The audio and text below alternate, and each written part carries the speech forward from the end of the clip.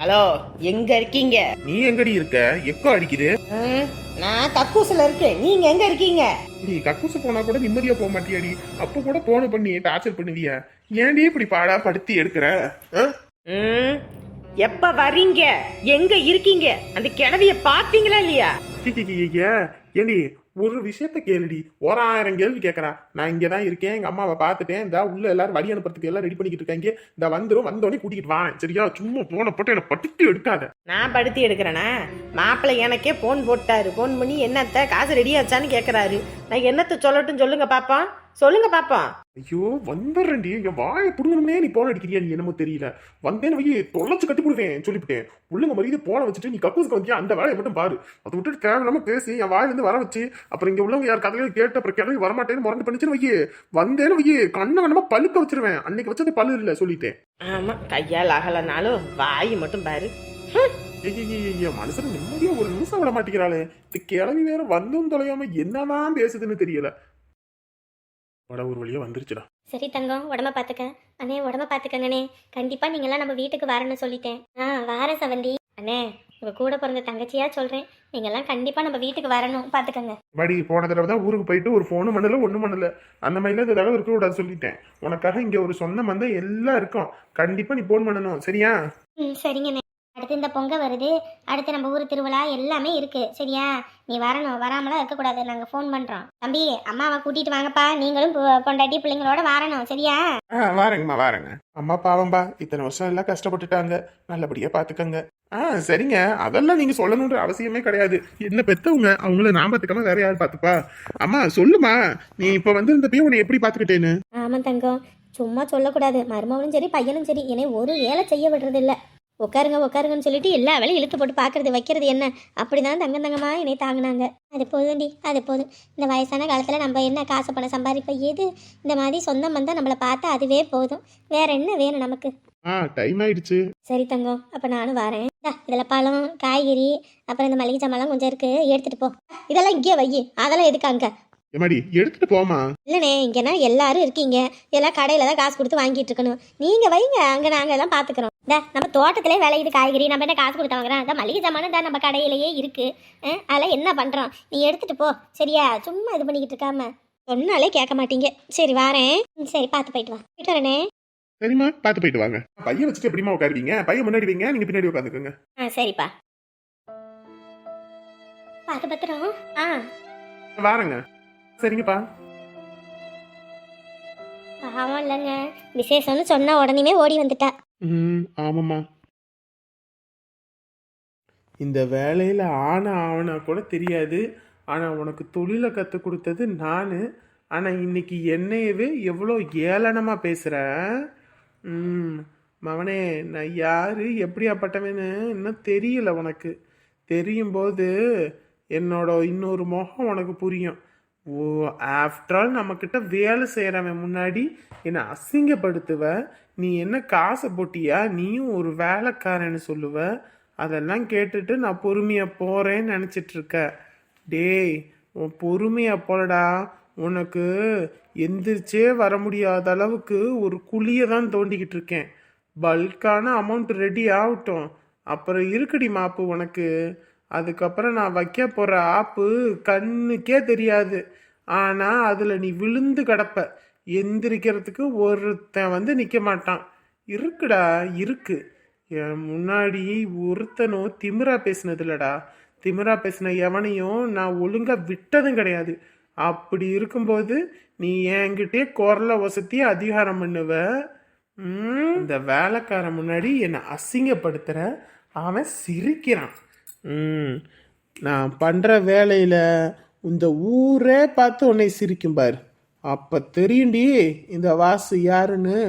ராத்திரி பகலா இவனோட கம்பெனியை வளர வைக்கணும்னு நான் கண் முழிச்சு இதை பண்ணணும் அதை பண்ணணும் எல்லாத்தையும் பார்த்து பண்ணிக்கிட்டு இருக்கேன். இவன் ஹாயாக வர்றது, கையெழுத்து போடுறது, அப்படியே உட்காந்து தூங்கி எந்திரிச்சு போகிறதுமா இருக்கிறான். நீ என்னையே பகைச்சிக்கிட்டல்ல. இருடி இரு, உனக்கு இருக்கு. யார் இது அங்கே என் காதல் தேவதையா? வரி போனது நெஞ்சம், இது வாலிப சோதனையோ. பட்டுக்குட்டி, என்னடி தங்கம் சோகமா உட்காந்துருக்க? பின்ன என்ன இழிச்சுக்கிட்டு உட்காந்துருக்க சொல்றியா? ஆட்ரா பட்டுக்குட்டி, ஏன்டா இப்படி பேசுற? மாமனுக்கு ரொம்ப கவலையா இருக்குடா இப்படி பேசும்போது. பின்ன வேற எப்படி பேசுவாங்க உங்ககிட்ட? என்னடா பண்ண? இன்னைக்கும் கூட உனக்காக நேரமா தானே வந்தேன். என்கிட்ட கோவச்சுக்கிற? உனக்கு பிடிக்குமேன்னு நேரமா வந்தாலும் இப்படி பண்ற, நான் என்ன பண்ணட்டும்? என்னை விட முக்கியமா தான் உனக்கு நிறைய வேலை இருக்கு. டேய், இப்படியெல்லாம் பேசாத பாத்துக்க. பின்ன எப்படி பேசுவாங்க? காலையில எந்திரிக்கிற, வேலைக்கு போகணும்னு போற, சாயங்காலம் வார, வேலையை விட்டு வந்தோடனே டயர்டா இருக்குன்னு தூங்குற. இப்படியே போய்கிட்டு இருந்தா பொழப்பு என்னத்துக்கு ஆகுறது? டேய், இத்தனை நாள் வரைக்கும் ஆஃபீஸை தொடங்கணும், அதை முன்னேற்றணும்னு சொல்லிட்டு ஓடிக்கிட்டு இருந்தோம். இப்போதான் ஆஃபீஸை தொடங்கியிருக்கு. தொடங்கினோடனே வீட்டில் இருந்தா எப்பட்றா? வேலை வெட்டிங்கன்னு போனால் தானே 10 சம்பாதிக்க முடியும். எனக்கு காசு காசு காசுன்னே அலைய முடியாது. டேய், காசுல தான்டா சந்தோஷம். காசு இல்லாத வாழ்க்கையில ஒரு வாழ்க்கையாடா? என் வீட்டிலே எல்லாமே பார்த்துட்டேன். முதல்ல கூட நீ எனக்காக டைம் ஸ்பெண்ட் பண்ணுவ, வெளியே அங்கே இங்கேன்னு மீட் பண்ணுவோம் வைப்போம். இப்போ சொந்த கம்பெனி ஆரம்பித்து நமக்கு வெளியே போகிறதுக்கே நேரம் இல்லை. இப்படி சொன்னா எப்படி? இப்போதான்டா ஆரம்பிச்சவன் கம்பெனி, அதுக்குள்ள வெளியே போகணுன்னா எப்படி? எனக்கு என்ன பண்ணுவேன் ஏது பண்ணுவேன்னு தெரியாது. எனக்கு வெளியே போகணும், ஃபுல்லாக எல்லா பக்கமும் சுற்றி பார்க்கணும். பட்டுக்குட்டியே, எனக்கு அதெல்லாம் தெரியாது. ஓஹோ, மாமன்னோட்ட ஹனிமூன் போகணும்னு நினைக்கிறியா? முகத்துல எழுதி ஒட்டியிருக்கேடா பட்டுக்குட்டி, ஹனிமூன் போனோம் அப்படித்தானே? ஆமா, நீ கூட்டிட்டு போறேன்னா வேலை ஆரம்பிச்சோன்னு கூட்டிட்டு போறேன்னா இப்பதான் ஆரம்பிச்சாச்சு, அப்புறம் நான் கூட்டிட்டு போக வேண்டியதானா? என் பட்டுக்குட்டியை கூட்டிட்டு போகாம வேற யாரை கூட்டிட்டு போறேன்? போயிடுவோம்.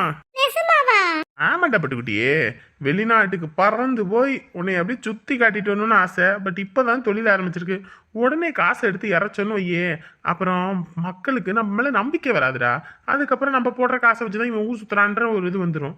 அதனால நம்ம இங்கே உள்ளுக்குள்ள எங்கிட்ட சுத்தி பார்த்துட்டு வருவோம்.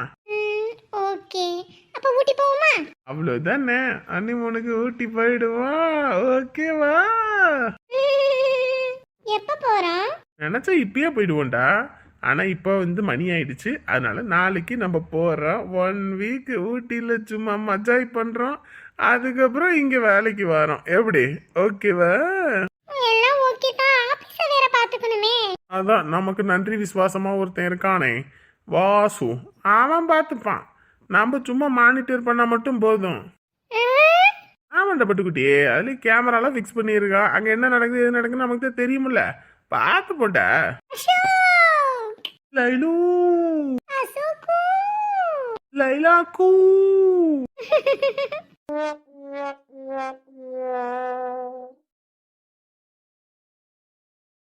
அம்லு,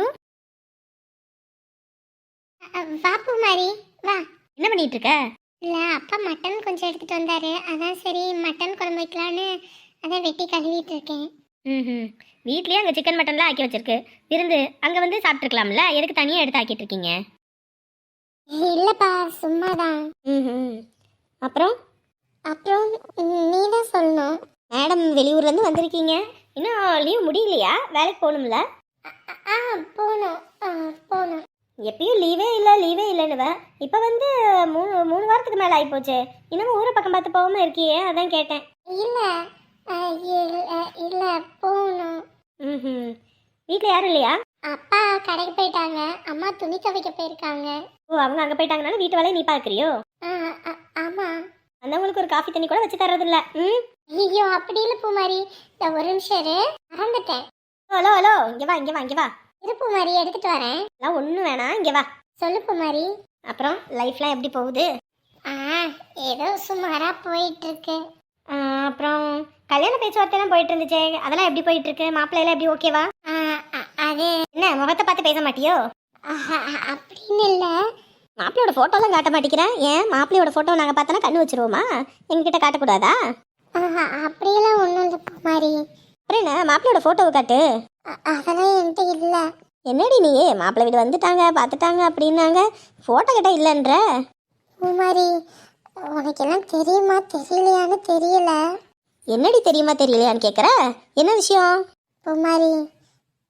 நான் அரவிந்தா. அது அது என்ன? அதுன்னு என்னன்னு சொல்லு. அரவிந்த விரும்புறியா நீ? ஏய், இப்போ எதுக்குள்ள அழுதுட்டு இருக்க? எனக்கு என்ன பண்றதுன்னே தெரியல பூமாரி. ஏய் முதல்ல என்னன்னு சொல்லு. பூமாரி, எனக்கு சின்ன வயசுல இருந்தே அரவிந்தனை ரொம்ப பிடிக்கும் பூமாரி. என் மனசுல இருக்கிறது எப்படி அவங்ககிட்ட சொல்றதுன்னு கூட என் மனசுல தைரியம் இல்லை. எப்படியாவது ஒரு நாள் சொல்லலான்னு பார்த்தா ஏதாவது ஒரு தடங்கள் வந்துட்டே இருந்துச்சு. அதுக்குள்ள கல்யாணம் அது இதுன்னு அவன் வாழ்க்கைய ஒரு புயலை வந்து புரட்டி போட்டுருச்சு. இதுல நான் வேற என் மனசுல இருக்கிறது சொன்னாவே ஏத்துப்பனே என்னமோ தெரியலன்ட்டு இருக்கிற நேரத்துலதான் அப்பா அம்மா எனக்கு மாப்பிள்ளைய பார்த்து அது பெரும் பிரச்சனையாயி அவங்க கிட்ட என் மனசுல இருக்கிறதெல்லாம் சொல்லிட்டேன். ஆனா இந்த தைரியம் அரவிந்த் கிட்ட சொல்றதுக்கு எனக்கு இல்ல. பூமாரி, உனக்கே தெரியும் பூமாரி, சின்ன வயசுல இருந்தே நான் அரவிந்துக்காக நிறைய விஷயங்களை விட்டு கொடுத்துருக்கேன். நீ ஏன் என்கிட்ட கேட்ப, அவன் பார்த்து பண்ணி நீ எதுக்கு விட்டு கொடுக்குற அப்படின்னு. ஆனா அப்ப எல்லாம் என் மனசுல உள்ள சொல்றதுக்கு முடியல. அரவிந்த் என்னை வெறுத்துருவான், நீ என்ன ஒரு மாதிரி பாத்துருவனுதான் நான் சொல்லல. அதுவும் இல்லாம அம்மாவும் இங்க விரும்பி கல்யாணம் பண்ணிதான் அவங்க வாழ்க்கை இப்படி போயிருச்சு. என் வாழ்க்கை அப்படி ஆயிடக்கூடாதுன்னு தான் அவனுக்காக வெளியூருக்கு வேலைக்கு போகணும்னு எல்லாமே நினைச்சு எல்லாமே பண்ணேன். ஆனா எல்லாமே வேற மாதிரி மாறிடுச்சு. சரி சரி, முதல்ல நீ அழாத பூமாரி. அரவிந்தோட என்னை எப்படியாவது சேர்த்து வச்சிரு பூமாரி. அரவிந்துக்கு ஒண்ணுன்னா ரொம்ப பிடிக்கும். சின்ன வயசுல இருந்து நீங்க ரெண்டு பேரும் என்னோட அதிகமான க்ளோஸ் ஃப்ரெண்ட்ஸ். எப்படியாவது அரவிந்த் கிட்ட இதை பத்தி சொல்லு பூமாரி. நீ சொன்ன அரவிந்த் கேட்பான் பூமாரி. ஹே லூசு, இந்த உலகத்தில் ஒரு பொண்ணும் ஒரு பையனும் பேசி பழகினாலே அதை காதல் தான், அவங்க தப்பாக தான் பழகுறாங்க அப்படின்னு எல்லாரும் நம்மளை ஒரு மாதிரி பேசினாங்கடி. அவங்க முன்னாடி நானும் அரவிந்தும் வாழ்ந்து காட்டணும், அவங்கக்கிட்ட நாங்கள் அப்படி இல்லைன்னு சொல்லி காட்டணுன்றதுக்காகவே அந்த மாதிரி இருந்தோண்டி. பட் உன் மனசுக்கு இப்படி ஒரு எண்ணம் இருக்கும்னு எங்களுக்கு சத்தியமாக தெரியல. சொல்லியிருந்தீங்கன்னா அதுக்கேற்றப்பல நம்மளே பேசியிருக்கலாம்டி.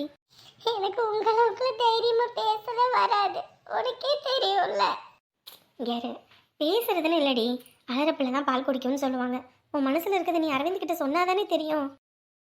எனக்கு முதல்ல அரவிந்த் மேலே அந்த மாதிரி ஈடுபாடுல எதுவுமே இருந்ததில்லை. ஆனால் தங்கம்மா அவங்க அரவிந்த் ஒரு தடவை கடத்தினாங்க பாத்தியா, அந்த நிமிஷம் தான் அரவிந்த் மேலே நான் உண்மையான பாசம் வச்சிருக்கேனே தெரிஞ்சுது. அவன் கடமை போனப்ப நான் வீட்டில் சாப்பிடவே இல்லை. அதுக்கப்புறமேட்டு அரவிந்த் கிடைச்சப்போ எனக்கு அப்படி ஒரு சந்தோஷமா இருந்தது மட்டும் இல்லை. ஒவ்வொரு தடவை சாமி கும்பிடும்போது அரவிந்துக்காக மட்டும்தான் நான் கும்பிடுவேன்.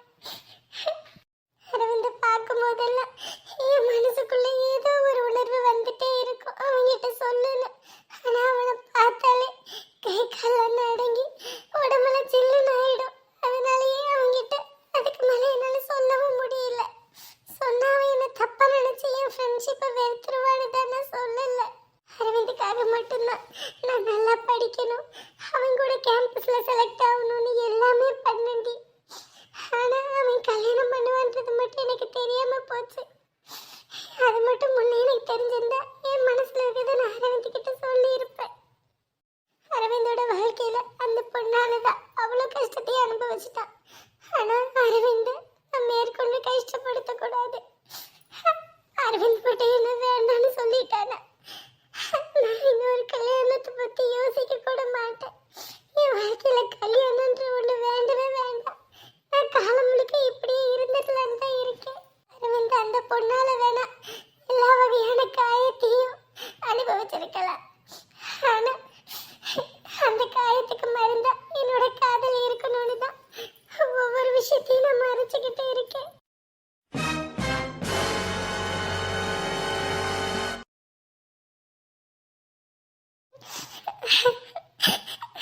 டேய், இன்ன வரைக்கும் அவள் பேசினதெல்லாம் கேட்டல, நீ என்னடா பதில் சொல்கிற?